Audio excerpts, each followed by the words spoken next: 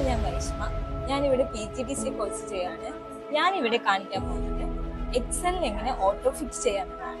Auto fit എന്ന് വെച്ചാൽ നമ്മളൊരു ഡാറ്റ എൻ്റർ ചെയ്യുന്ന സമയത്ത് അത് ഒരു കോളത്തിൽ നിന്ന് മറ്റൊരു കോളത്തിലേക്ക് എക്സ്റ്റെൻഡ് ചെയ്ത് പോകും, വേറൊരു കോളത്തിലേക്ക് എത്തും. അത് എങ്ങനെ ഒരു കോളത്തിൽ തന്നെ ഫിറ്റ് ആയിരിക്കാം എന്നുള്ളതാണ് ഞാനിവിടെ കാണിക്കാൻ പോകുന്നത്. ഷീറ്റിൽ റൈറ്റ് ക്ലിക്ക് ചെയ്യുന്ന സമയത്ത് വ്യൂ കോഡ് എന്ന് വരും.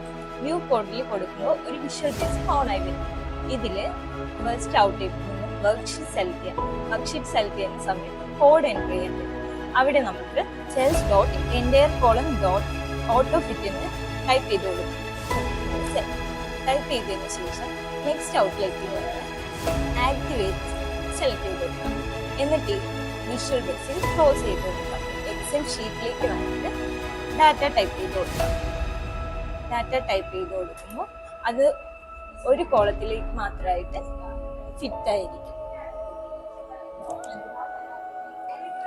നിങ്ങൾക്ക് എല്ലാവർക്കും ഓട്ടോ ഫിറ്റ് എങ്ങനെ ചെയ്യാമെന്ന് മനസ്സിലായെന്ന് വിചാരിക്കുന്നു. Thank you so much for watching our video.